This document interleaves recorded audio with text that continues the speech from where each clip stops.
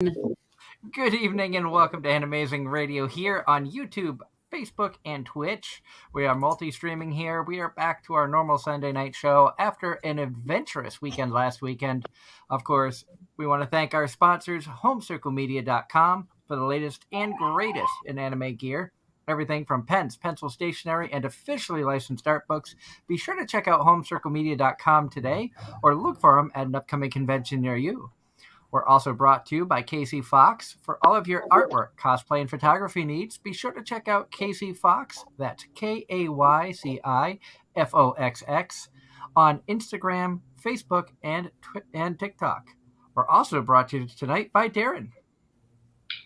If you're down in the Carolinas and need lawn care, find me on Facebook, facebook.com/SSLawns. And I'll be glad to come out and give you a quote. Unfortunately, tonight our guest has had some things come up that she's not able to join us, so we are trying to plan an interview with her at Anime Boston at the end of the month, which is going to be fun. Angela and I will both be there over the weekend. Angela, I think you're joining us Saturday and Sunday? I will be around after work on Friday, so when I get in depends on traffic after work, because getting into Boston getting into the city sometimes just sucks. Oh yeah, and we are excited though. Busy schedule coming up. Of course, a big thank you to everybody who tuned in and helped us out last week for Vermont Sci-Fi and Fantasy Expo. We had a fun and adventurous live stream. Big thank you for Angela, who tuned in or joined us for a few minutes live from PAX. If you were lucky or unlucky enough to experience my attempt at joining y'all live, you kind of got a taste of the expo hall at PAX East. However, my phone did not want to cooperate, and being that the expo part, aka arguably the most interesting, was effectively in a basement. It just was. My phone decided, nope, wasn't happening. And of course, a big thank you to Darren, who joined us for part of the day on Saturday as well. While we were sitting at the table checking things out, it was an interesting perspective of giving the viewers a chance to see what vendors and dealers see when they are at conventions. And Darren, I think you had fun joining us. Mm-hmm. You had a couple interesting cosplays that you shown and a couple of detailed conversations, and it was nice to see people either having heard about y'all, or us, I should say, and showing interest in at least trying to check us out. I will say this. One of the people I actually ran into at PAX was none other than Geeky Panda. Oh, sweet. And he and I had a conversation about some of the stuff Devera mentioned 2 weeks ago. And speaking of Devera, he is going to be joining us again May 22nd for our show after PucciCon, before Anime Boston. They have some big things going on. We are going to try our best to figure out the logistics for live streaming one of the game shows Saturday night when he does Deal or No Deal, which is going to be an Anime Boston exclusive for Big Bucks Entertainment. I not gonna lie, I'm looking forward to that. And and one of the cool things, Angela, is I know we haven't had a chance to really talk much since I chatted with him Friday night. He is going to talk with the people who set up the room, and we're going to be allowed to get in early to figure out the best camera angles, best way to set up the laptop, have power and things like that, where we're not in the way of the crowd, but can still get good content for all of our viewers out there. Nice. And we'll talk more about that with Div when he joins us on the 22nd. A lot of stuff has been going on. Of course, tonight, unfortunately, our guest, due to personal things going on, she was not able to join us, unfortunately. But like I said, she wants to meet up at Anime Boston. We're looking tentatively at doing a live interview with her Saturday at Anime Boston, which we will then upload to our YouTube. And that will be an exclusive live at Anime Boston interview. It won't be a live on air on AZR, but it will be a fun interview. YouTube exclusive. Yay. Gotta love those YouTube exclusive content. For any of our fans out there who are going to be at PoochieCon in a couple of weeks out in Pennsylvania, I want to give you guys a little sneak peek. This figure here, we're going to be running a contest at our table. We're bringing this figure with us because, it's kind of a cute figure from probably the second best Love Live knockoff of all the Love Live shows, Love Live Superstar. But this running action that she's doing is so unnatural. We want to see cosplayers and people attempt this. If you're able, the best ones are going to be able to pick a prize out of a prize pack that will be provided by our sponsor, Home Circle Media. There will be some cool stuff that's going to be provided. I don't know what it is yet because he hasn't sent it. So he's supposed to be sending that out this weekend, so we'll definitely have it in time for the show in 2 weeks. Of course, I want to throw a big thank you out to Jeff Fulb and everybody at Vermont Gatherings who welcomed us with open arms and allowed us to put on the live stream from Vermont Sci-Fi and Fantasy Expo. I have to correct myself quite a few times or catch myself because after years of saying Vermont Comic-Con and that show being brought up multiple times throughout the weekend, I have found myself saying that many times when talking to my wife about it, and whoops. Of course, a lot of you know that Vermont Comic-Con was run by Jason Moulton, who was a guest on the show not that long ago. He now has a new endeavor that's going to be coming up down in South Carolina in 2023. He's going to be doing a horror show. So definitely something exciting to look into. So the guy who said he's done with conventions is doing another convention. He couldn't stay away. About Hayao Miyazaki when it comes to doing stuff for Studio Ghibli. Every time he says he's done, he comes right back. So, it is what it is, and, we wish him the best of luck. And who knows, Darren, maybe we'll be coming down to South Carolina, North Carolina area in 2023, and we can come by and kidnap you. Bring you to a horror show. About to say, come by and kidnap me, or I can charge you a nice overnight Airbnb fee. Well, I mean, with Jason talking about how much cooking and stuff he does, maybe if we kidnap you, he'll treat us to a nice home-cooked meal. Okay. I'll keep that in mind, and then work is just going to have to deal with it. And I'll make... Sorry, I got you. And I will take over the kitchen and bake a dessert of some kind. And this is going to be, I believe he has it set for September of 2023. So we got a year to plan. Almost a year and a half to plan this all out. I'm saying I'm horrible at planning. I'm normally a last minute go with the flow kind of person. That's why I said we'll just come by and kidnap you. Which means you're not going to get a choice. We're just going to show up. We're just going to plan everything and then tell you when we're showing up. How about you don't tell me when you're showing up? You just knock on the door and then you literally say, "Hey, this is what we're doing." Well, that works too. We'll just A-team you. We'll treat you like BA. We'll show up, drug you, knock you out. You'll wake up. You'll be at a hotel in South Carolina surrounded by horror stuff.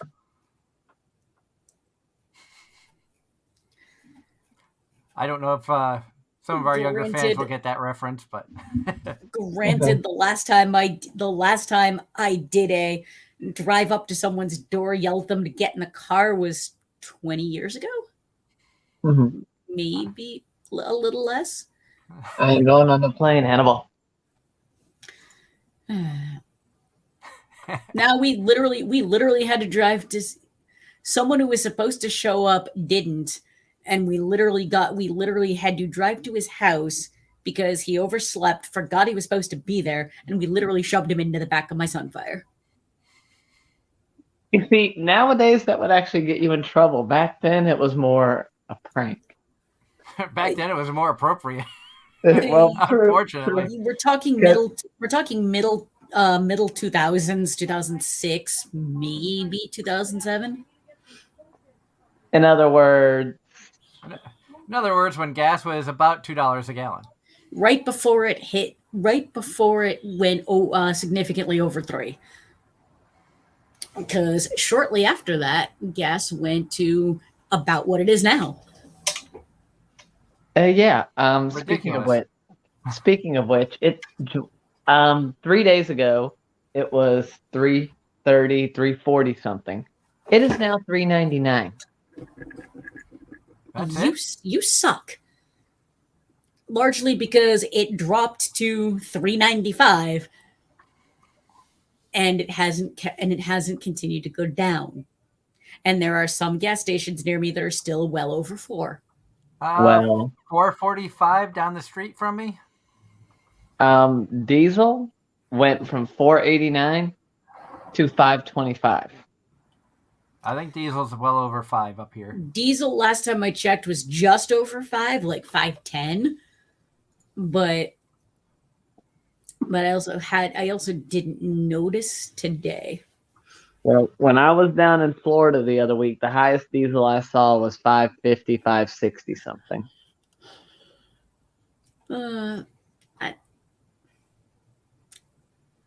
What the fuck? That is all I have to say to that. I do know that getting back on topic of tonight's show again, we apologize that Lilith was unable to join us tonight. Unfortunately, things have come up that she was unable to join us, but we do plan on chatting with her at Anime Boston. Of course, I want to take a moment tonight for Ange to be able to talk about her experiences at PAX East. You had some cool stuff that happened. I'm sure you saw a lot of interesting things as well. I got to see there was a good amount of cosplay, largely video game related, Nature of the Beast, although there was a surprising amount of My Hero Academia cosplays. And that might have been the only anime cosplays I noticed.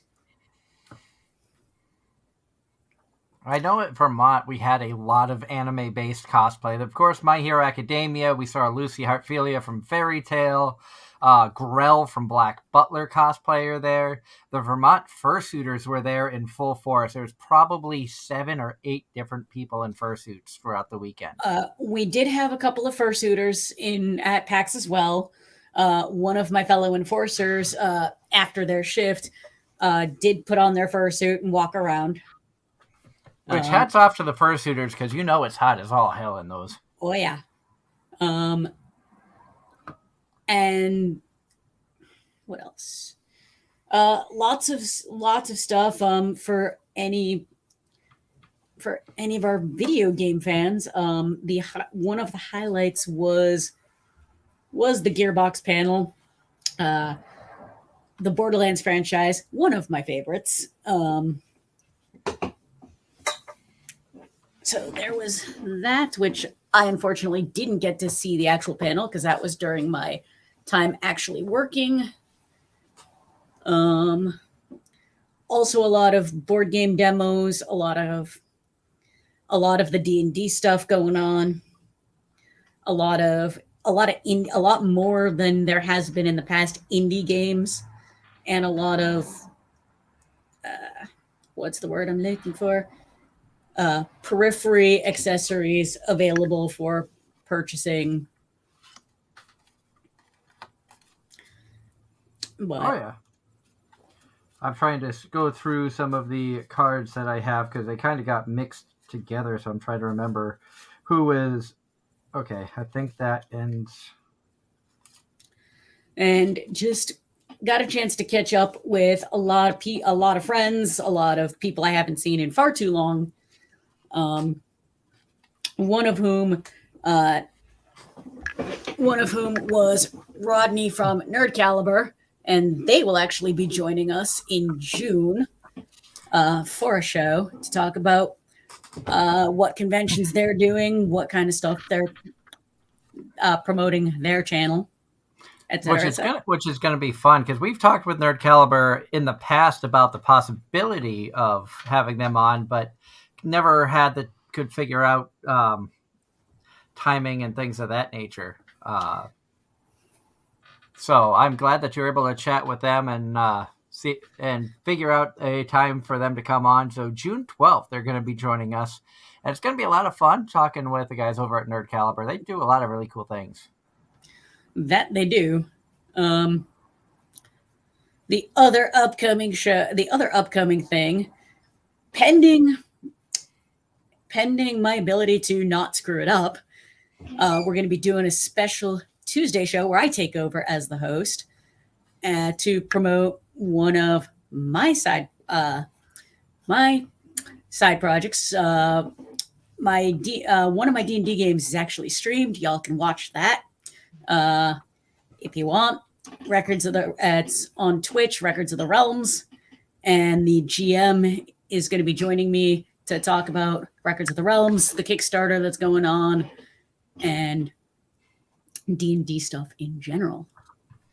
So for anyone who is curious about that, come join me. That's going to be a lot of fun. So for those of you who want to check it out, be sure to tune in. And you said it's going to be Tuesday night. Yes. And I will definitely make sure that I have all that information out to you for logging in and things like that. So you can play around. So if you see some live stuff going on tomorrow night, that's Angela playing around, figuring some things out. Ignore it. It's just me testing nonsense.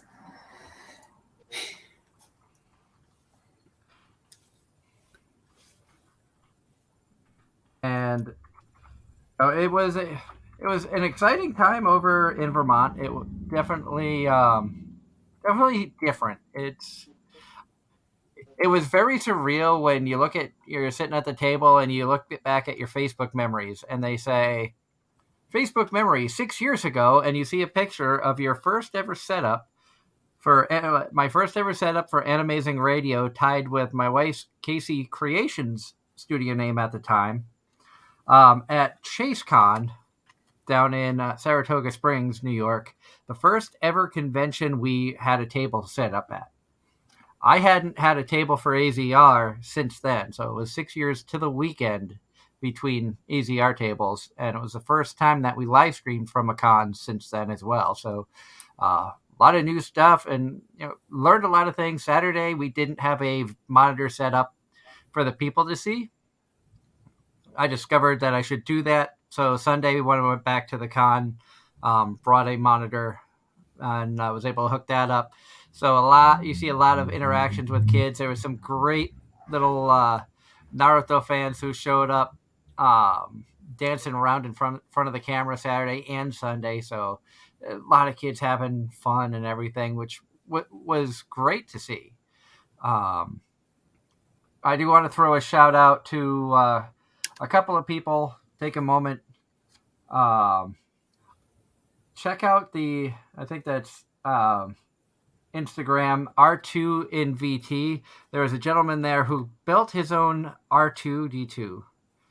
Where basically in 2 years, and this does just about everything the real R2D2 does, minus having the person inside. Nice. Including the entire Princess Leia spiel. Also has the little whee as it goes running. And so you definitely want to check that out. Astromech.net is the website. These are some of the business cards that we got from there. They wonderfully nice people. Had a lot of fun chatting with them, and he put on a fun little show for the kids. And Evie was a little frightened of it on Saturday, but still, she had a lot of fun at the convention. On Sunday, she had a lot of fun going though. She was very good. And as you said, Ange, it's nice when you get back to the conventions and you see people and you're able to just reconnect with the friends and stuff. And we had a bunch of friends that we hadn't seen, including, I know I showed them on air when I did my walk around, and I can't find their business card right now. But our friends over at Just Ducked It, and that's JustDuctit. She is an artist who creates all of her artwork using duct tape. Nice.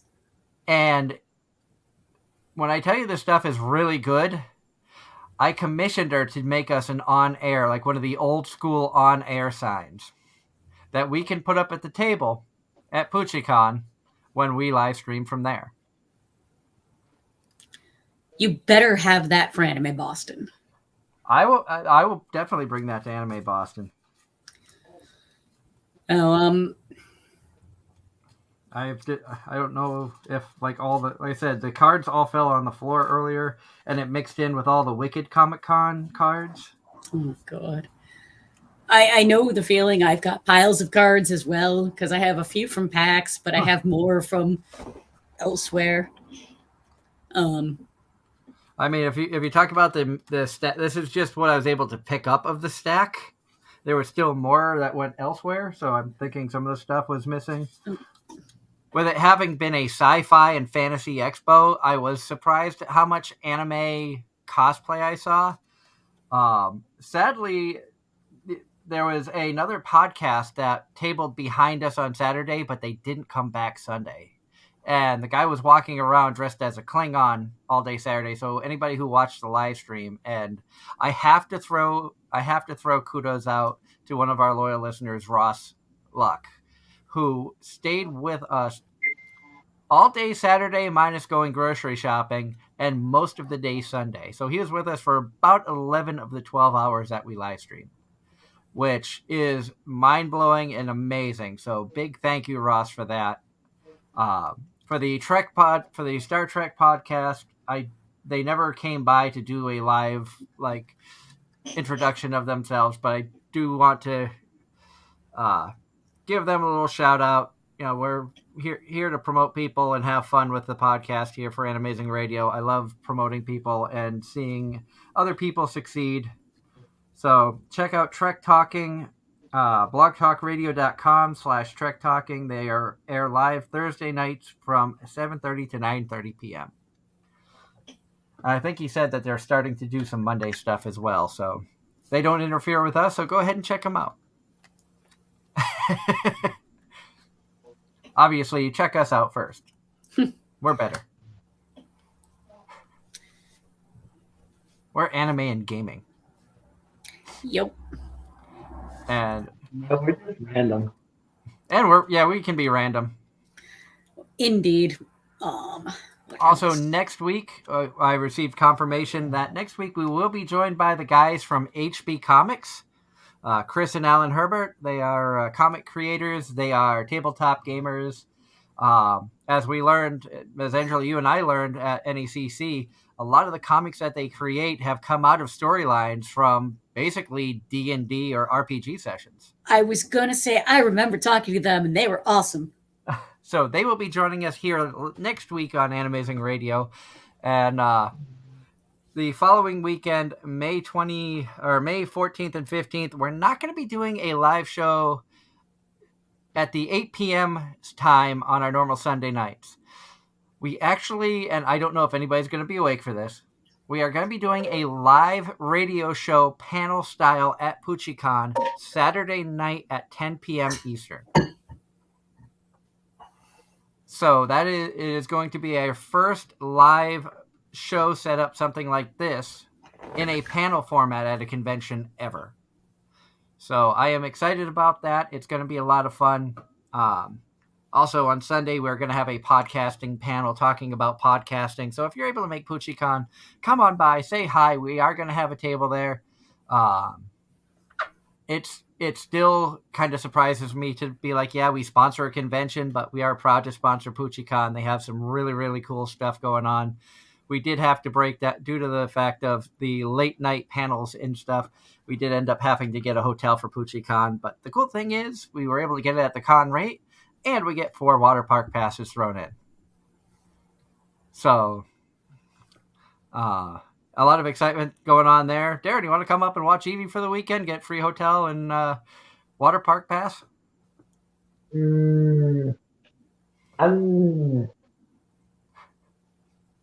don't know how I'd be with kids. Just for the fact I can barely stand watching my cousins. I don't know. But we, a lot of fun is going to be planned for PuchiCon, and I figure I'd throw it out there, try to get Dara to a con up here. Maybe we can get up to the New Jersey one. Maybe. Although that's in August, right in the heart of your busy time. I have to say, I had to go give several estimates today, and I picked up a couple more last week. So, yeah, I'm definitely getting busy. You know what that means? Pretty soon you can leave the day job and just focus on the business. Well, that's the plan because the business is really starting to get under my skin. We have so many issues. First, it was the crew. Now it's the ones above the crew that is starting to go out for various reasons and not come back. But switching gears here, we can talk some anime. There are some good shows that have come out this year. Unfortunately, I have not been able to watch much. I know, Darren, you have a lot that you plan on watching, but haven't been able to. And for the second season in a row, Angela and I have found common ground on one show that we're watching. And exactly one. And me as well. But like I said, I haven't watched it yet, but I already know its reputation. I think I think that's going to be a trend. One show per season, we're all going to independently end up watching it, and there will be only one. You two will have all the overlap in the world because you're both isekai trash. I'm not going to deny I'm isekai trash. It's gotten to the point now with isekai where I kind of make a game out of it of, okay, what did they try to change this time? And whereas I'm far pickier. Let's be real. Speaking of which, have you checked out any of the isekais this season, Doug? Surprisingly, no. I am currently only watching 3 shows. I am watching Date Alive season 4. Surprising no one. Surprising no one. I am watching RPG Real Estate, which when we did our preview, I said kind of intrigued me for multiple reasons. One of them being trying to find monsters, places to live. Part of it being my mom was a real estate agent, so I know a little bit about what that's like from everything that she has done and things of that nature. So I was intrigued, and then of course there's A Cute Dragon Girl, which again, surprising no one. The big surprise, I think, though, is with enough people bombarding me and Leanne last weekend about we should do a cosplay from this anime because it could incorporate our whole family, we decided to check it out, and in 2 episodes it hooked us. Spy X Family is a lot better than I probably would have given it credit for. To be honest, I probably wouldn't have really given it much of a look because I'm not huge into the spy type shows, the mysteries and things like that, but there's enough comedy. Like Anya is adorable enough to be like, this show's actually pretty good. Her comedy is really, really good. Whereas I'm the opposite. This one was the one that was at the top of our list going into the season. And I didn't realize there was going to be any comedy at all because I love the intrigue stuff. And the comedy just adds to it. It is fantastic. I'm going to do my damnedest to not spoil anything. Yeah, it's going to be tough because Darren has not started it yet, so we don't want to spoil much. All I will say, after watching 3 episodes of the show, it will not surprise me if they stay an actual family by the end of this. Family. Like after his mission is over, they stay together. So long as his mission and her mission don't contradict each other. That's true. That would be an interesting spin, which obviously I have not read any source material. Neither have I. I'm I throwing don't- that out there. Oh yeah. Based on one of the other trailers. But when damn it, how do I word this without spoiling? You have a spy and an assassin. And neither one of them know what the other one does, but Anya knows all the secrets. Yeah. It's hilarious. And If Anya, you the haven't- kid, is a telepath, so she can hear the thoughts of everybody else. And I know you're watching it in Japanese. I'm watching it in English. And I haven't listened to it in Japanese, but I'm hoping Is it true simulcast, or is it one episode behind? What episode was? Let me look on Crunchyroll here to see the Because latest. episode 4 dropped yesterday at some point for the Japanese. Then episode 3 dropped yesterday, so they're 1 week behind on the English. Did you stuff. watch all 3 episodes? Yes. And you watched episode 3 yesterday at some point? Last night. Okay. Because we watched all 3. We watched episodes 2 and 3 Friday night. And then when we were, like I said, we were talking, we were out with friends checking Crunchy because, our friends are also into anime. And then we noticed the 4th episode of Spy X Family drop and was like, nope, we're not. Nope, not, because that's going to wait until next Friday. Because Friday night is. Because, yeah. Friday night is a group night for anime at your house. Yep. Or for that show specifically. Because everyone wants to watch it because it is that freaking good. And I gotta give props to Megan Shipman, who voices Anya in the English dub. And she's the same voice actress who brought life to Maple in Bofuri. For her to do that little kid voice and have it be so perfect with like the little speeches and things like she does an amazing job with Anya's voice. If I ever get to meet her, I probably will end up pulling up my D&D character sheet for my Maple build. I would love to get her back on the show at some point. I know she's extremely busy having between voice acting, directing, and everything, but we will see what we can do about trying to get her back on. Life, the universe, everything. We also have reached out to a couple of voice actors about trying to get another talented voice actor to join us in June, especially where we have a giveaway at PuchiCon where one lucky fan will get to join us as a guest co-host for a voice actor interview. We're trying to set up some quality voice actors to come on the show that they can have a chance to chat with. Yeah, it's a lot of fun to do this show, and we've been blessed to have so many amazing voice actors join us over the past 8 years, or 7 years. 8 years? Oh, that's 8 years. Good God. Okay. I see behind you Gigic, and it's like... And Sid Snap. And Sid Snap, and we watched one of Sid Snap's videos today. Probably the same. I wouldn't be surprised if it was the same one that we had playing earlier. Monster Girl Cafe? I watched almost none of it, but yes. And my introduction to Gigic, I have to put all the blame on Darren. You're welcome. The funny thing is, I think my introduction to all of that was through Chris Broad and Tokyo Creative. And then found the others one by one. Yeah. I still enjoy Wacky Weekends with Chris Broad and Connor. Yes. Those are very entertaining. And Darren, I don't know if you have time in your busy schedule to check that out, but... Those are hilarious.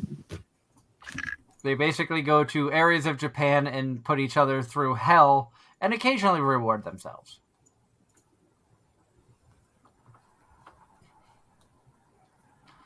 But I know Data Live Season 4, big shocker, I'm checking that one out. Big shocker, I'm not impressed with it thus far. Watching it in Japanese, the art style is meh, the storyline is meh, the new spirits are eh. I mean, I've seen a lot of people talking about, the new spirits that they're adorable, and the one that most recently came in this most recent episode, I think they codenamed her Universe. Cute blonde girl, Spirit, has locked her heart away. Uses the spirit of Michael in key form to lock and seal people's powers, whether it be shut down cameras.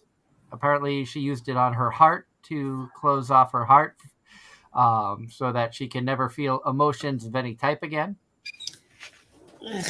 And You are giving me even less of a reason to even willingly check this out.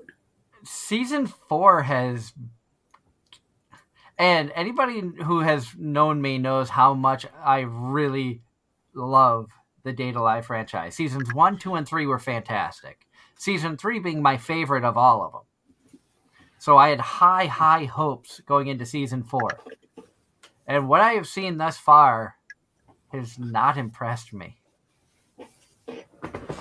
I'm going to continue it just because I've been that invested in the franchise of Data Live, and I'm hoping it will get better.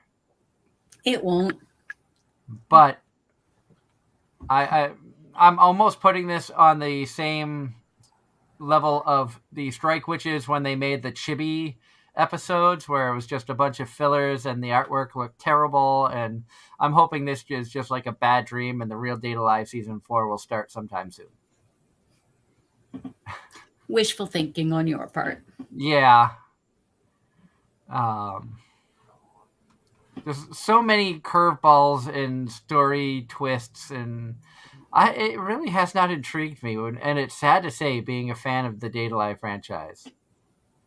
I also figured that they were going to be I haven't heard anything from the English dub side. This has been all based off of the Japanese stuff like that. I don't know if the English voice acting will try to save it or whatnot, but it's going to take a lot of work.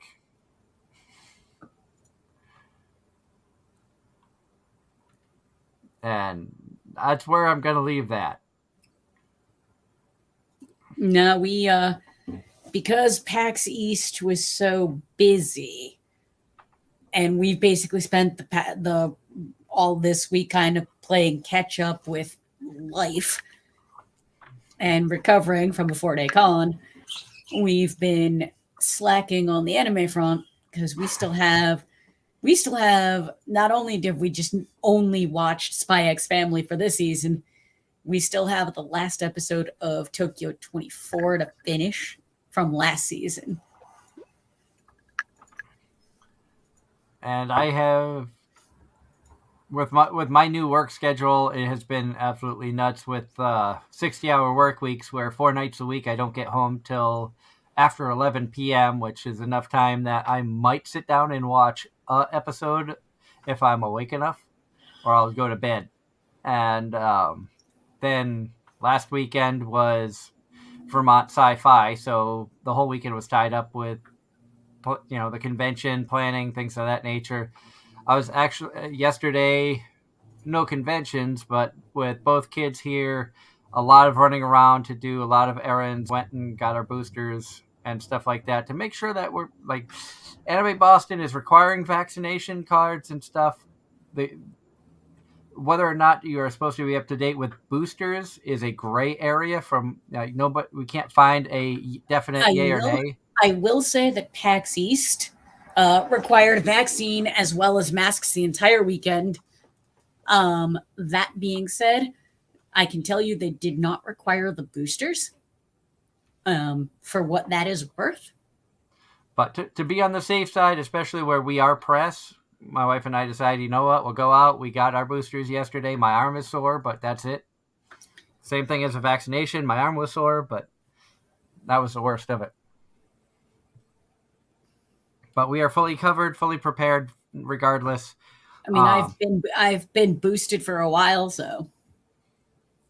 I've been lazy. We got our boosters.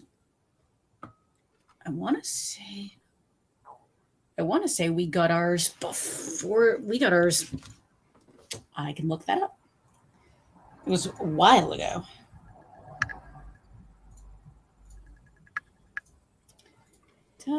Where is the correct? While she's looking that up, we want to announce Anime Boston recently announced another guest. They have Griffin Burns is going to be joining the anime voice actor guest list for Anime Boston.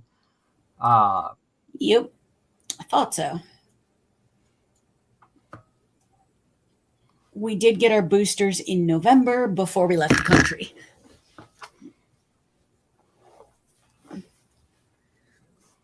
So definitely a lot of cool stuff. And then Anime Boston also announced a Japanese musical guest, ASCA, is going to be performing.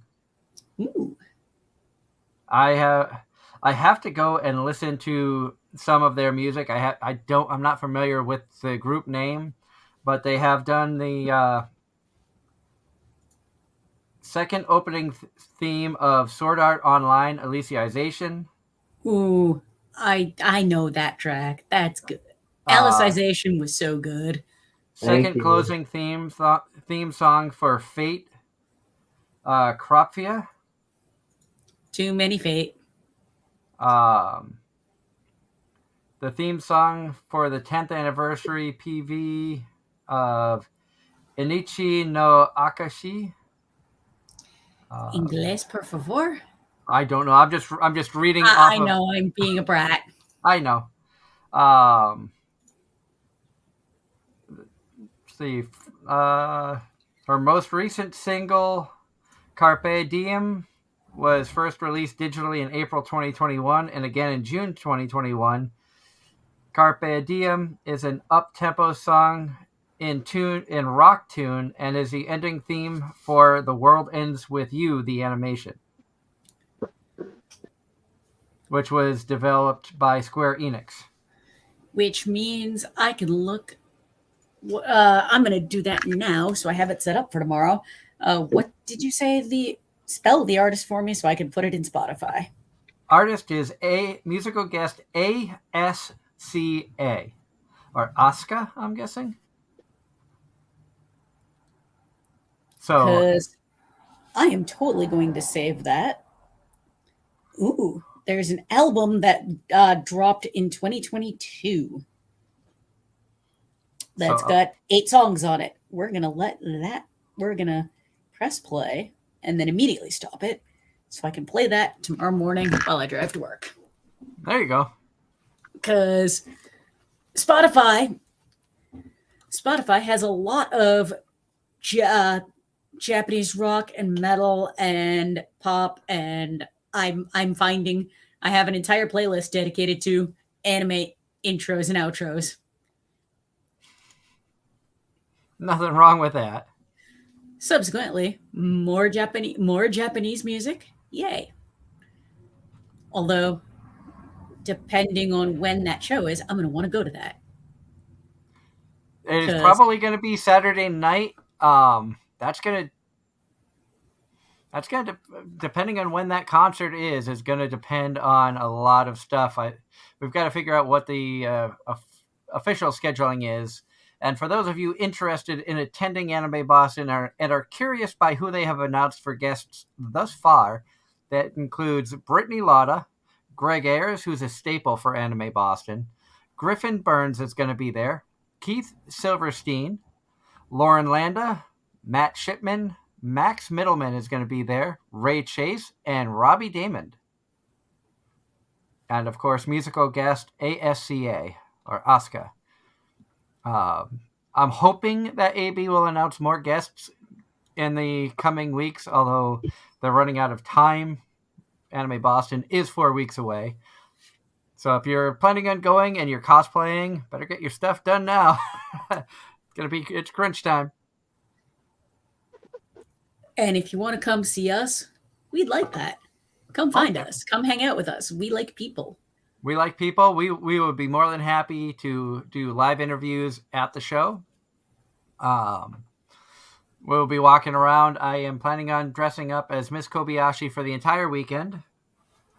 You can laugh at my poor attempt at crossplay. And I am cheap and lazy, and I will and I will not be cosplaying at all. Sure you will. You'll be cosplaying a happy person. I thought she'd be cosplaying as a normie. Closer to accurate. We still got to get Darren to cosplay. Darren's the only one of the three of us who has yet to cosplay. I still say Nico, but you know. No. Or Krim from Interspecies Reviewers. I think we'd have a better chance of Darren cosplaying as Krim than Nico. Sadly, you're probably right. But those chances are still very slim. What would it take to get Darren to cosplay?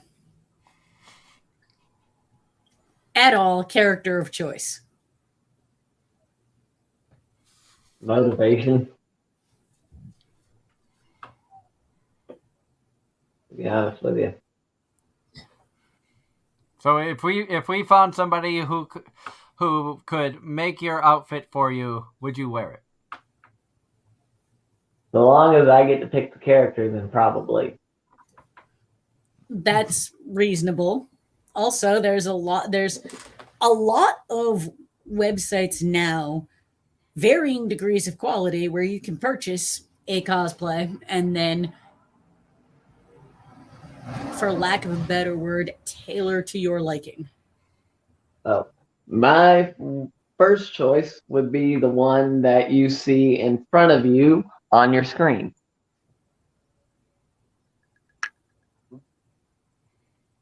The one with the dagger through his head.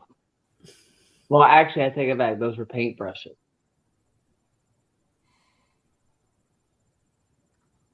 Okay. I don't know what that's from. I know you've seen. So it's Medaka Box. Yeah. Kumagawa. There's a whole episode dedicated solely to him. Good loser Kumagawa.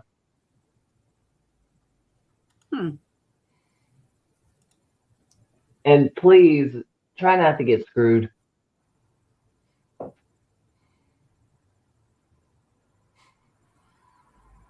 Seriously, Google him and you'll see why I said that.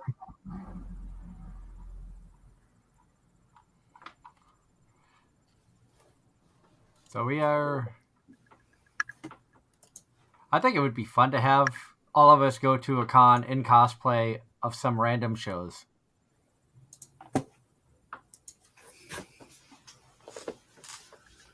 If we all go to a con and Darren cosplays, I think we all need to. Fair.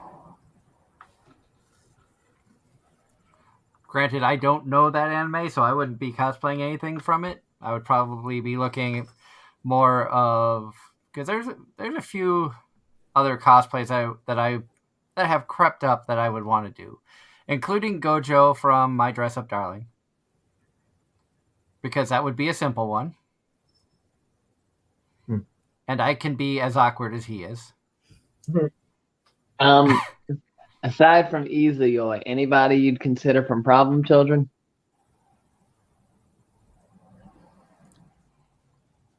I don't know.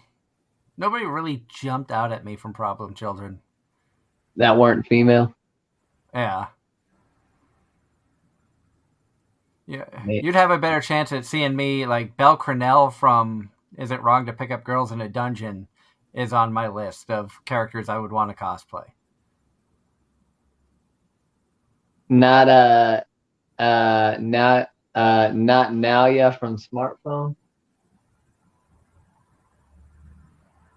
I don't think so. I mean, I know Smartphone has a season 2 coming out, and I'm excited about that. I was happy to see that. Like, I know another isekai getting a second season. Big surprise. But I've seen worse shows get second seasons. Very true. However, that was one show, to be honest, I was surprised. Still waiting on season 2 of Yuri on Ice. Buena suerte. Yuri on Ice really wasn't a bad anime. You know, I'm not much into the BL style stuff, but it didn't have a lot of the BL aspects in there. It was kind of hinted, but it wasn't. It was just as much sports as it was BL, and I did not expect to enjoy that one at all. But it was really pretty. It was very well done, and they nailed the figure skating aspects of it. Oh, definitely. I that's what drew me in. Was I heard so many people complimenting the animation of the figure skating, and as somebody who grew up watching a lot of Olympic figure skating as a kid, because you know, in the 80s and 90s when the Olympics were on, there wasn't much else on TV, so I watched a lot of figure skating, like especially from Massachusetts when you had the Nancy Kerrigan, Tanya Harding crap go down. That figure skating was everywhere on the news. I forgot. You know, I didn't realize that was here. Well, Nancy Kerrigan's from Boston. I didn't remember that. I hadn't yet hit high school when that happened. And subsequently, I was living in what might as well be New Hampshire. So I saw a lot of figure skating growing up, and so I was like, you know, I'll give this a chance and see. And man, the artwork, the motions and stuff was beautiful. Like I said, a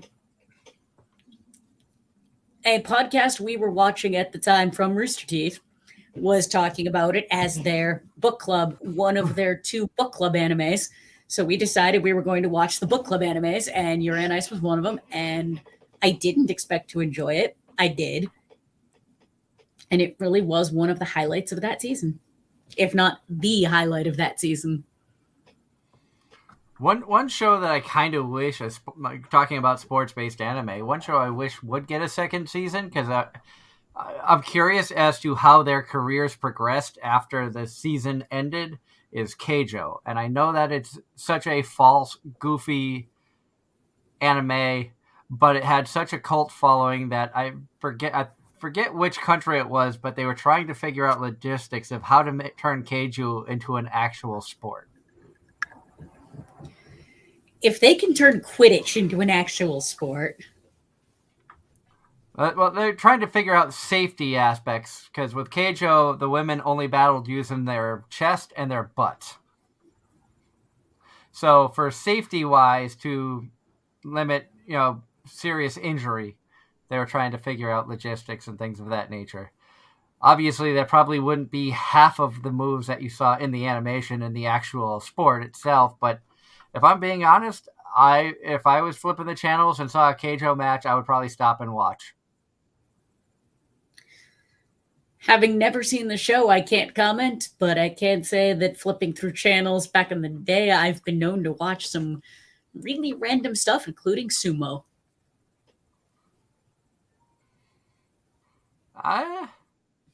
Darren, did you see Keijo? Yes. How would you rate that show? A hybrid of reality and fiction. I'd go 60-40 on fiction. Because a lot of that stuff is not physically possible. But I could see them trying to make something out of it. I know which country you're talking about. I just can't remember which one that is off the top of my head. I want to say like Portugal or something along those lines. But I was thinking Norway or Sweden or one of them. I don't remember. So somewhere in Europe, got it. But it was still funny and entertaining, and I know that Kineticon, which is another convention that my wife and I are planning on attending this year, they've been announcing guests left and right. believe they just announced Amber Lee Connors is going to be a guest at Kineticon, who voiced Nozomi, the main female of that. So I'm probably going to have to bring my Keijo wall scroll to get signed.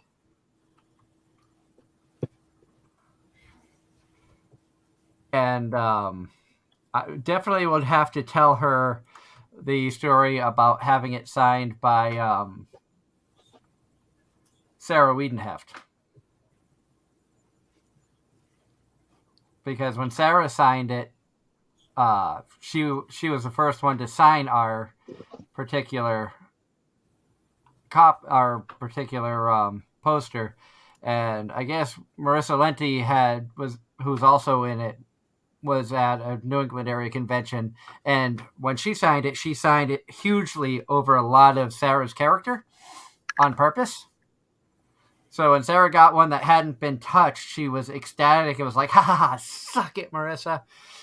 So she was able to sign her actual character, not like off to the side or something. So it's nice to see the voice actors having some fun, and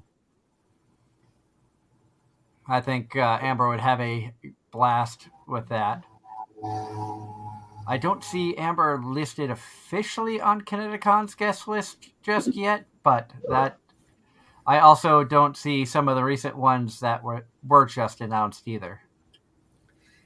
So, are you guys getting press badges for Kineticon or just going? I am planning on press. We've gotten press every year that they've had it for the last 6 years. And with it having been moved back to its normal summer dates, I'm hoping that their normal press people will be there and things will be back to normal. Last year was definitely a cluster on how they set things up. They did not have the early morning press panels like they've done in years past and things of that nature, which I hope they bring back. For the anime fans out there, the guest list thus far, minus the three that were sent to me recently, had been announced, include a Spanish voice actor, Juan Felipe Sierra. So that was kind of interesting. They brought a Spanish voice actor in, which you don't see very often. Of course, English voice actors, I think Romuald Bernal is another Spanish voice actor as well. So I think they have two Spanish voice actors. And then from the English side of things, you have Darren's favorite voice actress, Jamie Markey.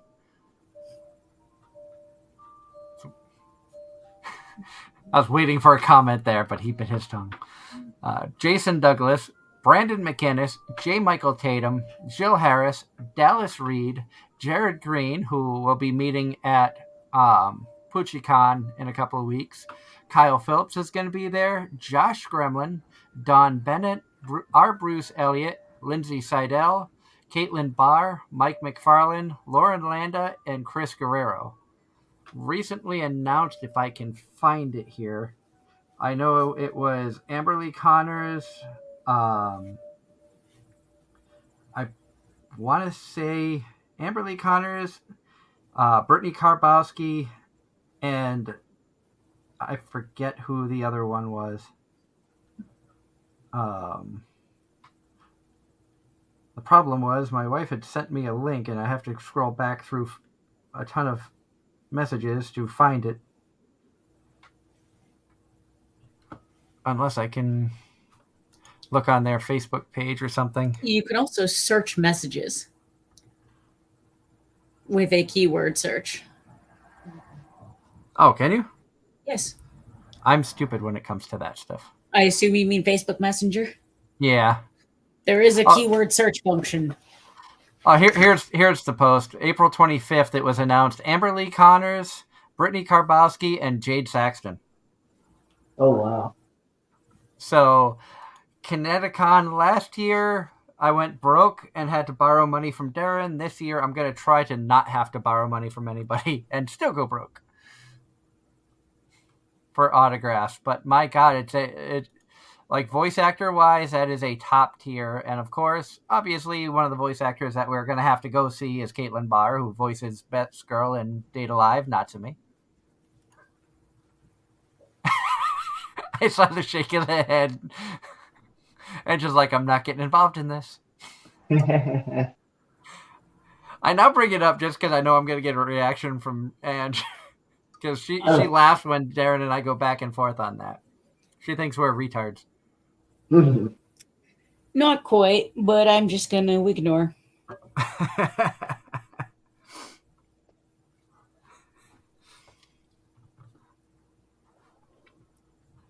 But, so a really good guest list for Kineticon. If people want to come out and experience Kineticon, it's going to be going on July 14th through 17th in Hartford, Connecticut.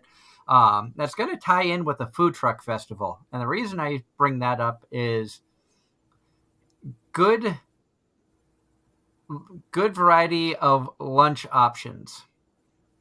Because the Food Truck Festival, when last time they had Kineticon pre-pandemic, we were actually able to go for more than one day and hit up the Food Truck Festival, and they had over 40 or 50 different food trucks, everything you could think of.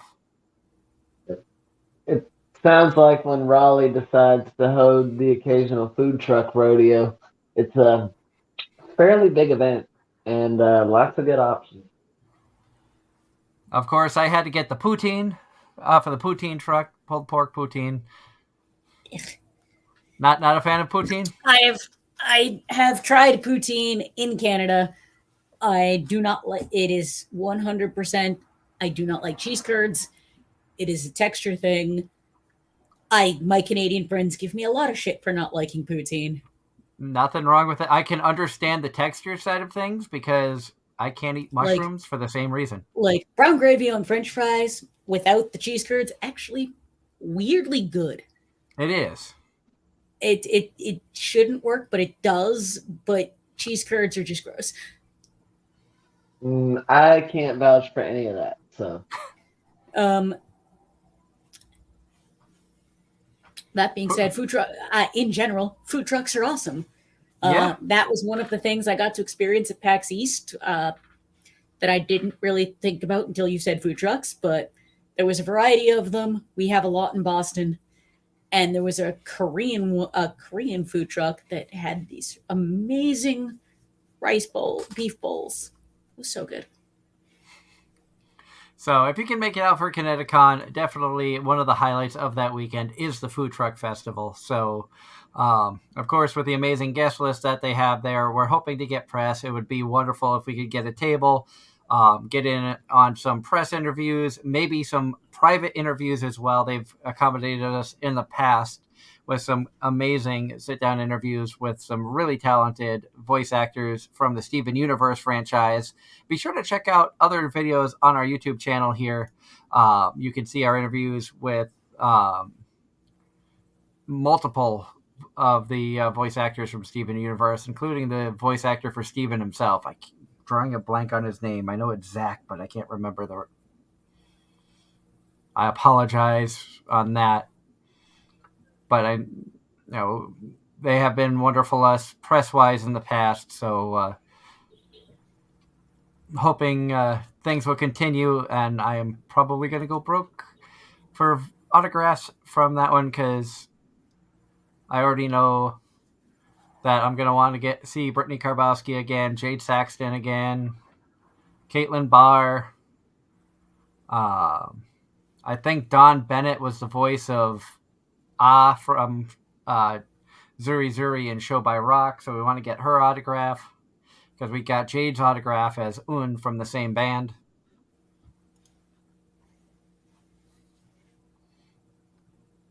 I know you guys don't watch much in the way of the English dub unless you have to. I'm trying to be better about that. I will eventually, keyword eventually, actually go back and finish Banished from the Heroes Party. Because that one did grab me. I'll give you credit for that one. that one was really good. And the fact that we had back-to-back weekends where we had the voice actors of the two main characters in that, I know that kind of gave you a little bit of grab of, okay, well, I've talked with these people now. Let's hear what they do. I will And it's been an interesting experience thus far. But that one I'll probably go back and finish watching in English. Like I said, eventually, with what time. Oh yeah, and I know we all have those shows that we've started. I've got a long list of shows I've started that I haven't gotten back to. I know my wife and I were talking earlier today about shows that we've started that we need to get back to finishing watching, that we were watching together, including Plunderer, Girlfriend. I have heard Plunderer was actually really bad. I've seen 3 episodes, and it's intrigued me enough to keep watching. Because that's one of the ones we saw a trailer that looked really good, and then reviews basically, and then we were like, reviews. We saw some people, we saw some negative reviews, and then for all the reasons of said reviews, we were just like, nope. But let me know how, when you finish it, let me know how it is. Did you watch that one, Darren? I remember us talking about it.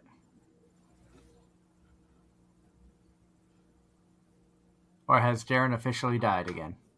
Darren might have died. That boy gets isekai'd more than most protagonists in anime.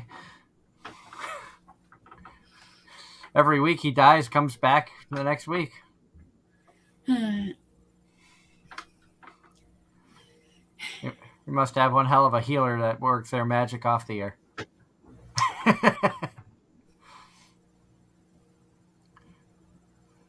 So for now, we will mute his mic. If he unmutes it and starts talking, then we know he's regained consciousness. Again. You are the weakest link. Goodbye.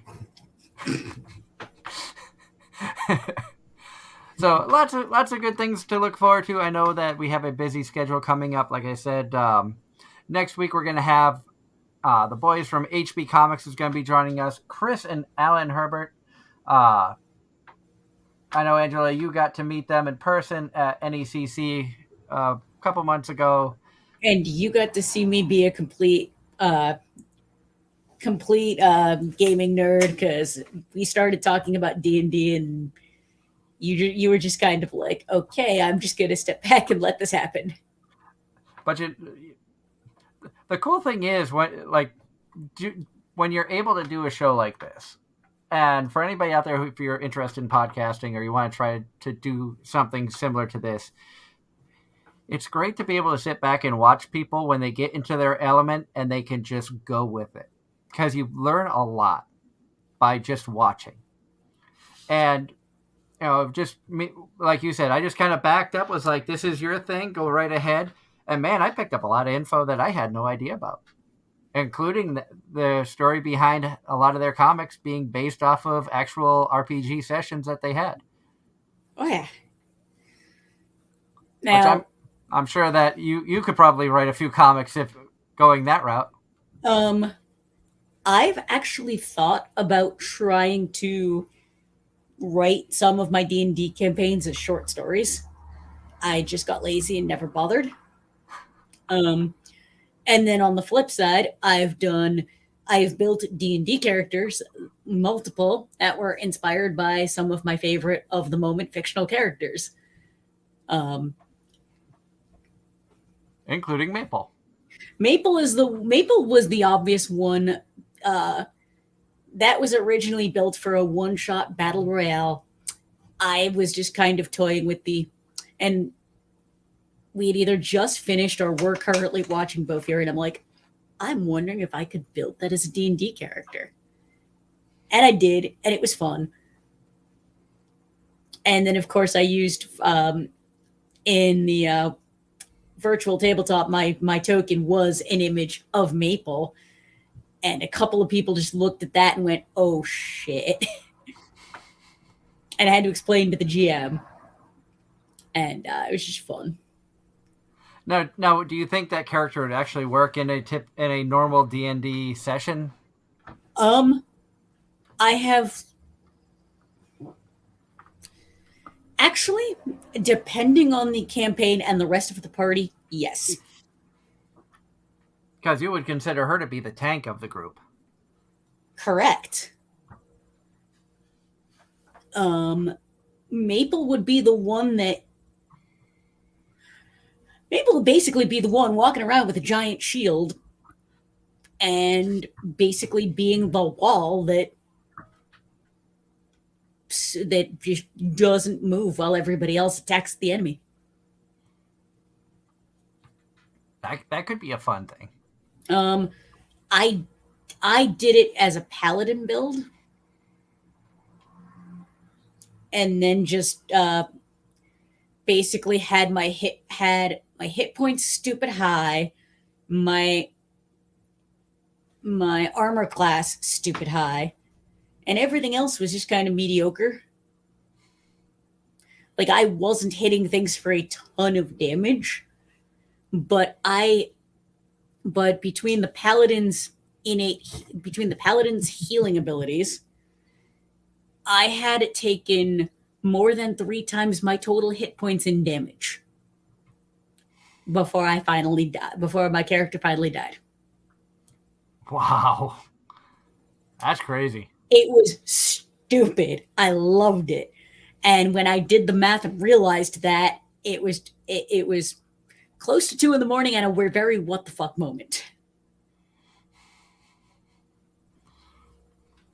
So definitely something you would try again, I'm guessing. Oh yeah. One of the campaigns I'm currently playing in, not the one that's streamed.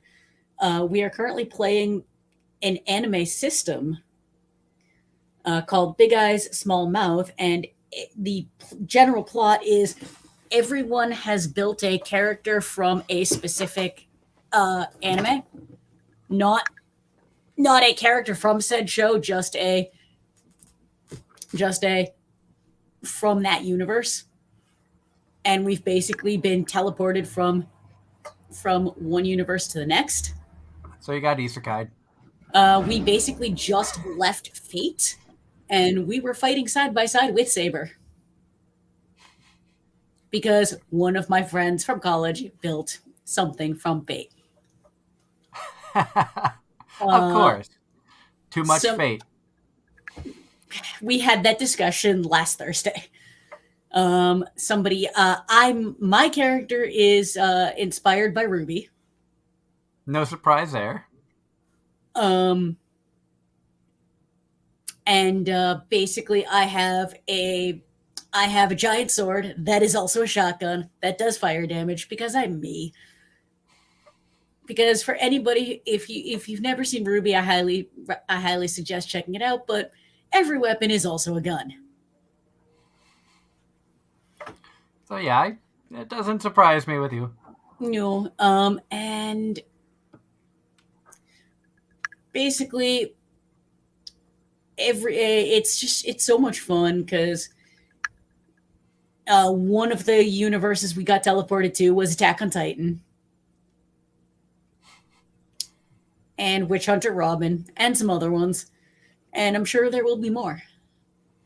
Oh, good God. Witch Hunter Robin, there's a blast from the past. I haven't actually seen it. It was on our watch list. And that's one of the ones from Funimation that has not been brought over to Crunchy. I was watching Witch Hunter Robin when Inuyasha was coming out on Adult Swim because it was on just before Inuyasha. But in fact, I still remember way back when Adult Swim for April Fools played an April Fool's joke where they did editing of making mustaches and goofy stuff on basically the first 3 hours of their 6-hour run of anime, including like they had a scene of Witch Hunter Robin where they just put a mustache stationary on the screen. And the camera panned past all the characters sitting at a table, and the mustache moved up and down. So it'd be a perfect fit for every character, which I thought was hysterical. I can't find that anywhere. People got pissed because I did that. So I think it got removed. But man, I was so glad I got to see that. But no, tabletop role playing is very much my jam. And if one character that is kind of becoming my absolute favorite build is currently being streamed once a month on Monday nights. The next episode might actually be the Monday after AB. I gotta double check that. It's either the Monday following AB or the Monday before AB. But EV's kind of the I'm basically playing one part Avatar The Last Airbender, one part Captain Jack Sparrow. Interesting. I can only imagine the carnage that you're causing. Well, but but her kill count is like 2. Damage output, on the other hand, is ridiculous. So you weaken them and somebody else gets the final blow. Because Evie as a character refuses to kill things, because if there's a chance they could be redeemed, then they deserve that chance at redemption. Interesting. The rest of the party doesn't always agree with me. And then when the barbarian just goes and murders things, so long as my character understands the reasons why, it gets a shrug.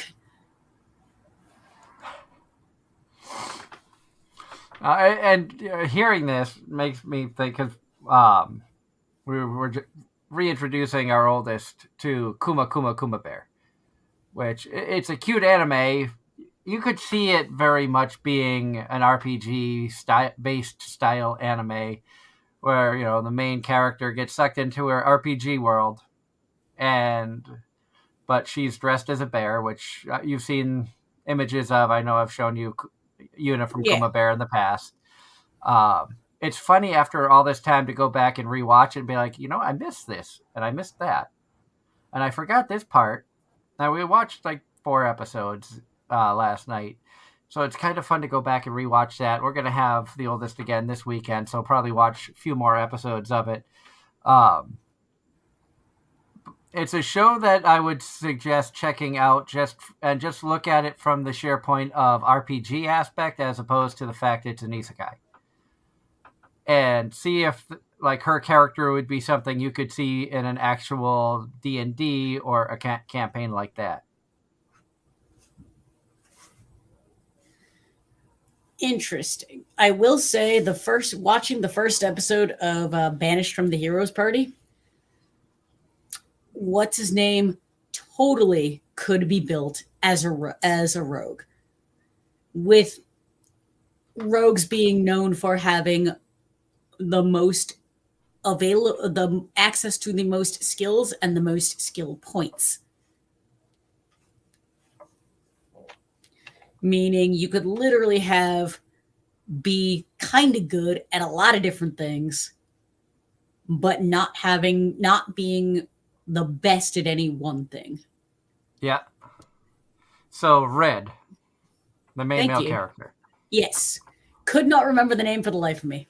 I had Red and written in my head and I couldn't remember. I was like, okay, one's the male, one's the female. And we don't have our usual crew in the chat room tonight, which is surprising, because they would be all over our case about us forgetting that. But Red, it was a fun character. But you could very easily build him as a rogue, because low-level rogues can do a little bit of everything. Nothing particularly better than anybody else could. And then I don't think you've seen enough of Rit to understand her skills. No. I think she could, I don't have a percentage of the knowledge of the gaming world as you do, but I think she possibly could be made into a character. But I'll leave that up to you to decide as you watch more of it. I will also try to because a lot of the animes, like isekai animes and stuff like that, that I have watched in recent years, have a video game or RPG style feel to them, or are based off of RPGs. Sword Art Online comes to mind. I could probably build Kirito? Kirito, Asuna, Those are the ones I know. Shinon, the one with the sniper. If they were after the love story started between Kirito and Asuna, then so like 5 episodes in season 1. Okay, I could probably build half of the cast as D&D characters, but I'd have to rewatch it to do it, which might be a fun exercise. But again, with what time?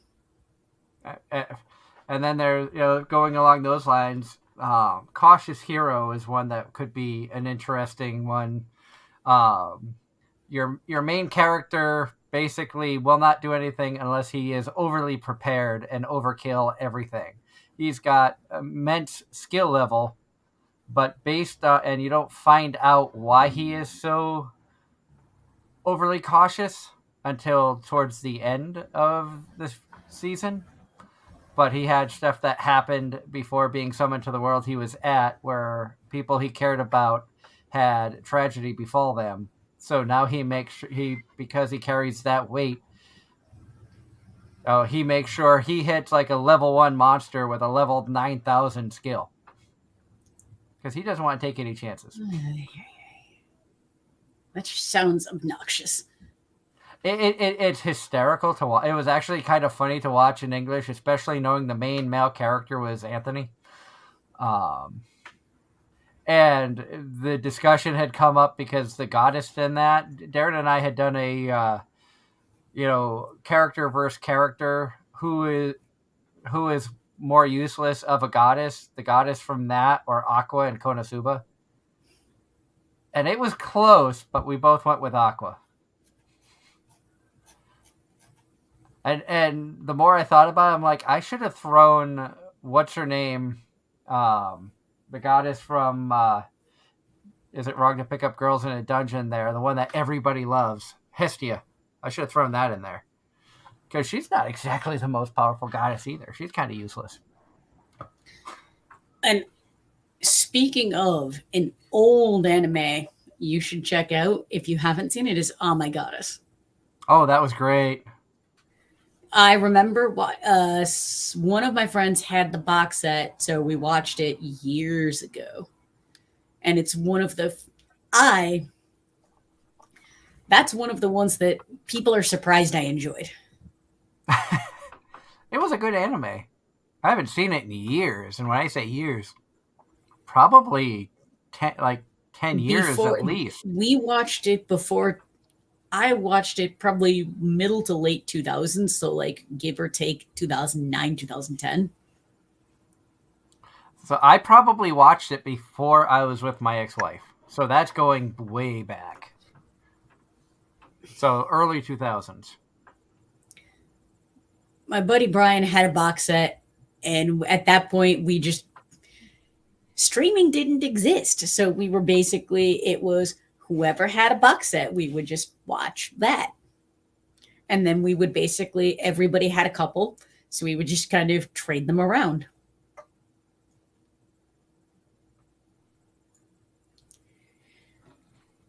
But I've watched some really odd anime. Oh yeah. Like I said, you and I have very different tastes, so sometimes it's odd to find that we found a show that we like, that we agree on, like My Dress Up Darling, and then you completely switch gears to Spy X Family. Spy X Family is adorable, and there's an older show that people are surprised. No, like you have a pretty good idea of the animes that I watch and the animes I enjoy. Mm-hmm. Do you remember a show called Noir? No. This is an anime that I would put up there with the spy/assassin aspect of Spy X Family. More Which serious note, which means you would means I'd probably love probably it. I was fascinated by this show. I don't think I ever finished it, but like some of the action scenes and the stuff that they did in this show, I was like awestruck by like how did they even think to do that? That's just amazing. And I've really like what I saw of it, I enjoyed. I think it was another one of those maybe I think that was probably I want to say 2011, 2012 when I discovered it on Netflix and watched it there, but then fell away from it because other things going on. But it was apparently aired. It apparently aired April to September 2001. I'm looking this up because now you've got me curious.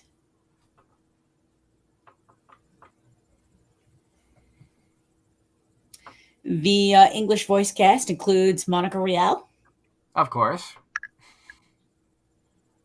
And that is the only name I recognize on this list.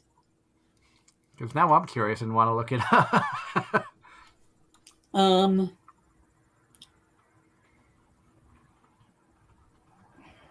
That doesn't help me. Tiffany Grant, I know. Hilary Hagg, I know. Amazon, you are not helpful. Typically not.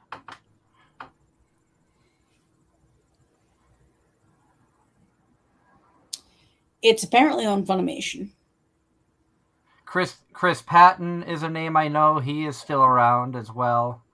Oh, it's on Crunchy. Cool. It's on Crunchy. I will probably watch it. I will almost assuredly go and watch that. I guarantee I will be surprised if you don't enjoy it. And when you watch it, you'll be like, how the hell did Doug like this? I almost guarantee I'm going to get a message going, you enjoyed this? This is not you. But then again, I enjoyed Overlord as well, and that's typically not me either. Meh. So every now and then I find stuff that intrigues me. Whether it be and I can get intrigued into a show that's not my normal tastes by anything. I did not think I liked magical girl stuff at all. And then we watched Wonder Egg. And Wonder Egg is apparently falls under the magical girl horror. And it was so good. I loved it. I haven't seen Wonder Egg, but from what I've heard of it, I don't know where Magical Girl fits in. You've seen it. Do you see where Magical Girl, when you think traditional sense of Magical Girl? Granted, traditional? No. Because I know a lot of people hear Magical Girl, they think of shows like Sailor Moon, Puella Magica. I was going to say it's more, I've only seen like trailers for Madoka, but it's, the four main girls all, when they get teleported to the other world, they all have magic powers. And Leanne says Wonder Egg Priority was hella good. She's right. It's one that I'm not sure if it's one that I'm going to watch or not. Just based off of different things, including subject matter, things of that nature. They touch on some pretty dark, pretty deep stuff. Including a lot of mental health stuff. So the content warning for anybody who is curious.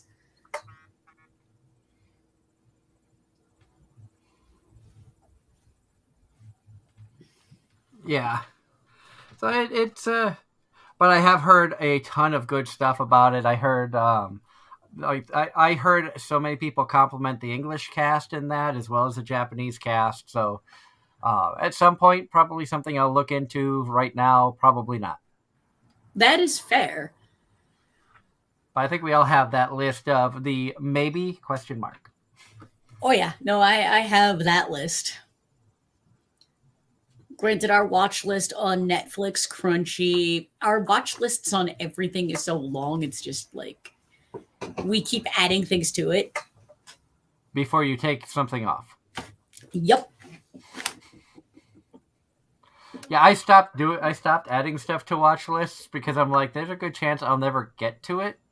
And now with my current work schedule and how much I'm pushing the show, I have even less time to watch anime than I did before. So I'm not gonna add anything to the watch lists. Whereas the way I look at it is me watching more anime means I have more stuff for the show. Yeah. I mean, I still of course want to watch anime and have more stuff for the show. I just need to figure out the time. Granted, there's plenty of time to sleep when you're dead, as they say.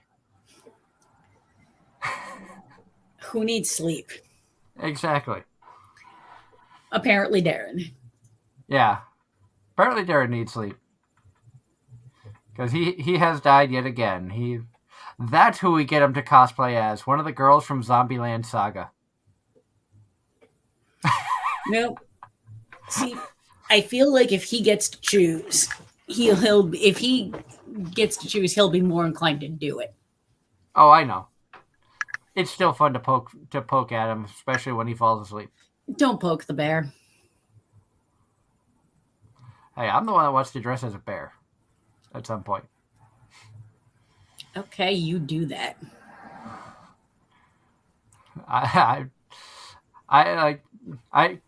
Kobayashi is going to be my first crossplay, but there are two other crossplays that have been on my mind for a while, including Senko and Yuna from Kuma Bear.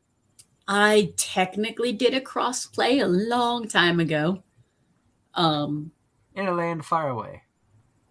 I did. I ran around Anime Boston as Raven from Tales of Vesperia, who was the comic relief character, the one everybody else called Old Man. And my hair was teased so perfectly that someone yanked it thinking it was a wig, and it was not. And when I screamed, they couldn't get over the fact that it was my real hair. And that's not the way you want to be introduced to somebody. It was during a photo shoot, and pulling my hair is a thing I don't like to begin with. Yeah. But aside from being far too short, it was actually a really fun cosplay and a fun character to kind of run around as. Now, going into the idea of the cosplays and the different characters, what is some of the stuff you look at when you're thinking about cosplaying a specific character? Pretty much is, does the character fit me? For example, when the first trailer for Ruby dropped, Edge and I watched it together, and my immediate response was, I want to cosplay Ruby. He just looked at me and said, that's not you. And then as we watched each of the subsequent trailers for the four main girls, when Yang's trailer dropped, which was, of course, the fourth, I was like, okay, you win. Yang is far more me. He's like, yup. And if you've watched the trailer, to a certain extent, it is very much me, down to and including I legitimately came really close to picking a fight in a bar during baseball season once because there was a Yankees fan trying to start shit at a sports bar in Massachusetts. And I was drunk enough to start shouting shit from the other side of the bar. I can see that. I can definitely see that. For me, I try to find characters that are interesting enough, but yet something I would feel comfortable as cosplaying, especially where I don't have a lot of experience as a cosplayer. I still have the nerves of actually, like, once I dress up in costume, it's like, okay, can I actually portray the character? Are people going to know who I am and whatnot? Granted, choosing Genji as one of my cosplays from Kakario, not a lot of people knew who he was because not a lot of people had seen it, but that was a comfortable and fun outfit to wear, minus the 9 tails that were heavy. So if we go back and revisit that, we've got to figure out how to make those tails a little lighter weight.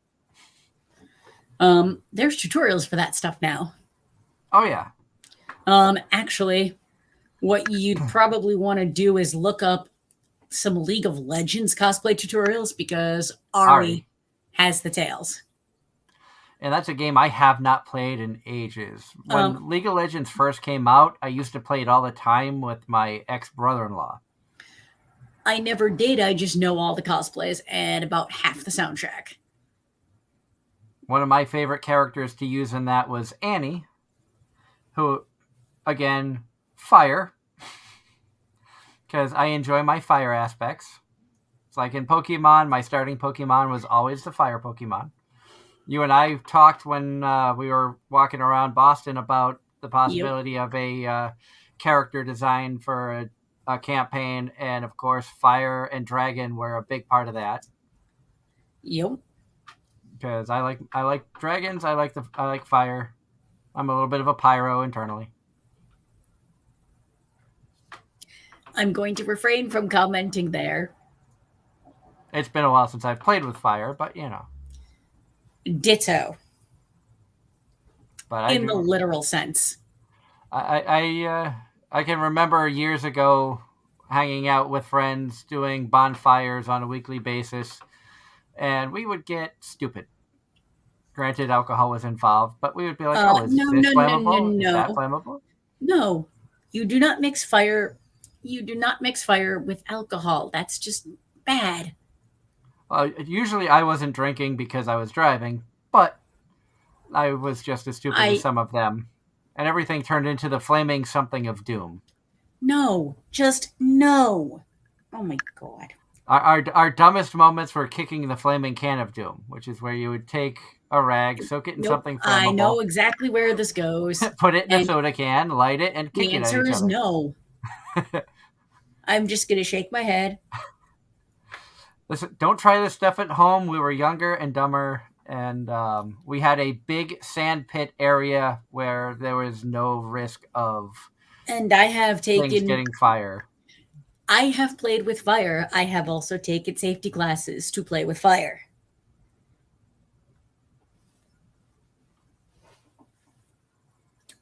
That's where we differ. You have the safety classes. I'm just like, ooh, a flame. Nope. Changing the subject. No, we're all over the place tonight, aren't we? Yes, we are. But no, everybody cosplays for different reasons. Dress Up Darling actually does a really good job of getting into that. Yes.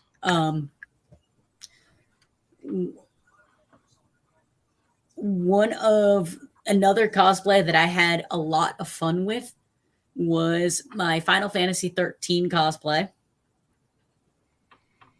where I did the main protagonist, Lightning.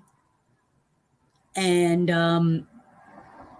that is what the cosplay I was wearing when AJ proposed. It was during the Final Fantasy photo shoot at AAC that year. And he was dressed as Auron from Final Fantasy X. I was dressed as Lightning from 13. And it was just this, it was wicked sweet. Oh, I bet. I wish I had been there to see that. Another fun fact, I have not seen a complete episode of Sailor Moon, the original. Yet one of the cosplays I did was Sailor Mars, which should surprise no one who knows me. But one of my closest friends loves Sailor Moon, and she wanted to do Sailor Scouts, and we did a lot of matched cosplays at that point. So I said sure. And her mom is a seamstress and made both of our dresses. Mars for me, Mercury for her. And AJ, once he's found out about this, had basically one of the cosplays he had wanted to do was Tuxedo Mask. So there are pictures of us as Sailor Mars and Tuxedo Mask, and it was kind of a thing. Now, you touched on Dress Up Darling. You have finished the series, right? Yes. I know last time we talked, you had one episode left to watch. Oh, yeah. No, we finished it like a day or two later. I have to ask, the last episode, what was your thoughts? Oh, my God, this is adorable. It was definitely a flip a table moment when they were sitting in the fireworks, and it's like, just kiss her. You guys, you like each other, just do something. And then she sticks her tongue out. And it's like, typically that's a flip a table moment, but it caught me so off guard. I could do nothing but laugh. And I'm like, that's just perfect for the character. It worked. It was amazing. And it just brought everything together. And of course, it was sweet where even though he was asleep, she finally was able to muster up the words that she was in love with him. And man, once there's more source material, we need a second season. Dead serious. This show is phenomenal. I'm still going to stand by, like I saw a lot of the previews of shows coming out for the spring season of 22. I am sticking by my guns that I said for the winter season. Marin, in my mind right now, after the previews of the spring 2022 animes, is still best girl of 2022 in my eyes.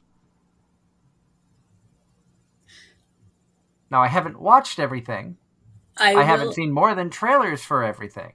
I will argue that if in the fall, Bofuri Season 2 actually does come out, my vote's going to go with Maple.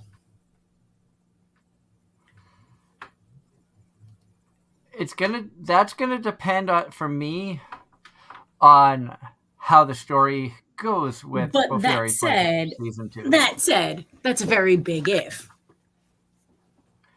I mean, summer and fall seasons, I think, are going to have some huge sequels coming out. But we're jumping ahead of ourselves again. We are. I am curious now, but I want to see what's... Let's not jump that too far ahead. Because both of us are behind on spring anime, so why are we jumping ahead to summer and fall? Partially because spring anime, there wasn't a lot that grabbed me. I just took a quick look on my anime list of the summer 2022, and 4 shows of the first 6 are shows I'm probably going to watch. I can guarantee on 2 of them that I'm going to watch. And they're all sequels. Which 2? Devil is a Part-Timer and Don Machi, or Is It Wrong to Try to Pick Up Girls in a Dungeon Season 4. Overlord Season 4 is a very high possibility. I need to finish Season 3. And Rent a Girlfriend Season 2 is a possibility because I did enjoy Season 1. But Marin blows Chizuru out of the water. And I will say this, not a single one of those interests me.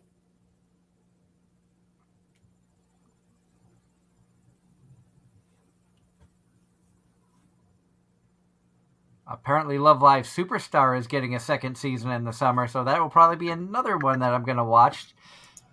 Partially because I really enjoyed Season 1. Also, the figure right here is from that show. All right, now you've got me curious enough to go looking.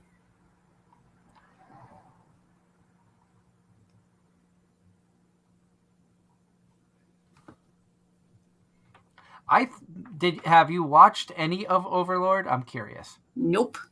I think you would enjoy it. because it's a lot darker than what I normally watch. Let me put it this way. As at a glance,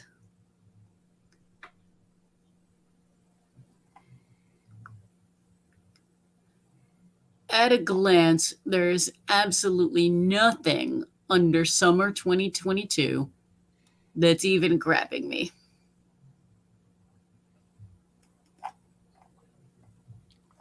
I mean, there's a ton of sequels, obviously. Zero. Like, there is zero that grabs me. Fall of 2022. Well, the first thing on the list is My Hero, so yes, I'm going to watch that. Mobile Suit Gundam is also a will watch. Ooh. Spy X Family Part 2. Gonna be watching that.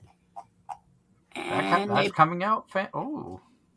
Yeah. October 2022. Okay, so that's definitely one. And Bo Fury got pushed back. Well, they will announce more as it goes. I don't know if we need this, but there is a second season of Pop Team Epic. I don't think we need it, but I will probably watch it because what it's is listed under later is Goblin Slayer Season 2, which I will probably watch because I enjoyed Goblin Slayer.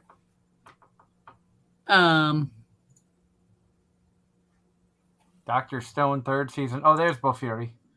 Bo Fury is under later. Yeah.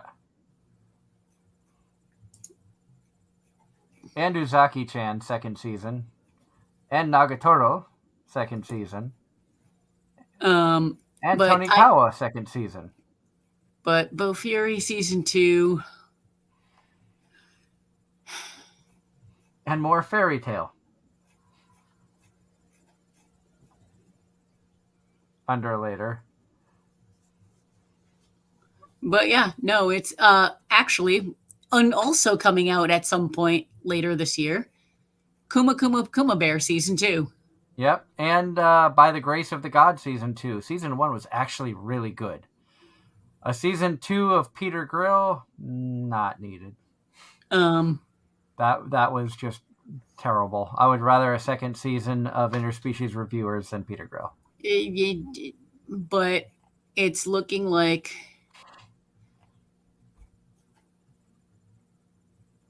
a lot of second seasons coming out later. But under later, there's far more than what. And some of those may get bumped up into the fall schedule as well. Fooly Cooley's getting something. Nothing will ever beat the original. Granted, I don't understand the original, but nothing will ever beat it. Smartphone second season. Jujutsu Kaisen second season.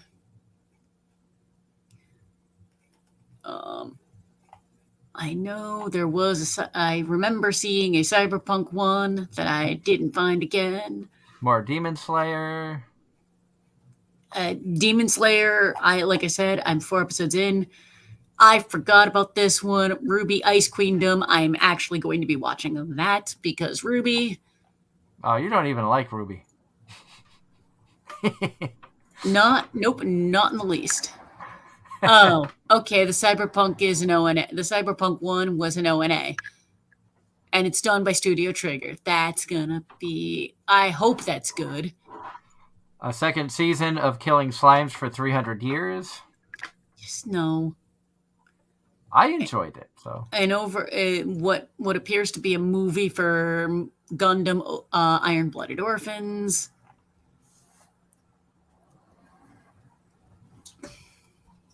So there's plenty of good stuff to look forward to. Like I said, summer season, I am probably Summer season, you're going to end up watching a lot, and I'm going to end up watching almost nothing.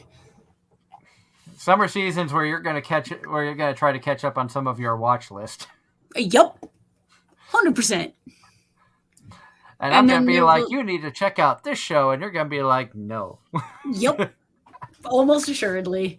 Granted, I say this, but knowing that it's a lot of sequels, I'm just like, why bother? It's a lot of sequels, but then again, a lot of the sequels that are coming out that I'm like, ooh, I'm interested. I enjoyed the first season or seasons of them enough to want to continue watching it. And the reason I say why bother is because I haven't seen the first or however many seasons, so why bother keeping up? I would suggest checking out Devil as a Part-Timer. Just for the sheer aspect. And I would suggest watching it in English because I know when that comes out, we're going to have Anthony on the show talking about it. Which means I should, at the same time, like everything I have heard about Devil is Part-Timer makes me just kind of meh. It's definitely one of those shows that was ahead of the isekai curve. Because people, when it first came out, people really didn't know what isekai was. It wasn't as mainstream, obviously, as it is now. It's a reverse isekai where basically the devil comes to Earth as opposed to somebody dying in Tokyo and transporting to another world. And he's got to figure out how to survive in Japan. Ends up working at, the anime version of McDonald's. So you have the almighty powerful devil who loses most of it, 90% of his power when he comes to Earth. You have the hero who was sent to defeat him in his world, who also comes through the portal. She works as a telemarketer. So it's slice of life stupidity, but for some reason it works really well. I know it's not normally your cup of tea, but I also know that if I know Anthony and how much he loved that series and how much Josh Graley loved that series, Anthony probably would not be opposed to us doing another special for season 2. We did one for season 1, and we were lucky enough to have like 4 of the main characters voice actors with us: Josh Greeley, Anthony, Tia Ballard, and Felicia Angel. So it wouldn't surprise me if he wanted to get something like that together again.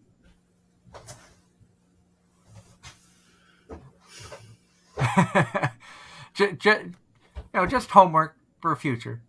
Like screw it. I maintain one of these days we'll end up doing a thing where we're at a con and we're just playing games with some of these voice actors. Oh, I guarantee that's going to happen. As we have found out recently, for a few of the past shows, including our anniversary show, Anthony enjoys the RPG world. Danny Chambers is a gamer as well. If we can organize something down the road, I know Danny already said that she would be up for it if her time allowed. Need to hear back from Anthony about it. I threw the idea out, but he has been so busy with his schedule of directing and voice acting. He usually will get back to me within a month or two. So it's and as I've said before on the show, a lot of appreciation, a lot of thank you to all the guests who have come on in the past, taking time out of their schedules to join us. They don't have to do this, so the fact that they want to come on and hang out with us, in many cases multiple times, is amazing. And it's fun having Angelo on as a part of the ride now for the craziness that's going to ensue in 2022 and beyond. And yeah, I'd say some of the craziness is my fault, but as the cartoon would say, we're tiny, we're toony, we're all just fucking loony, Yep. We are almost out of time tonight again.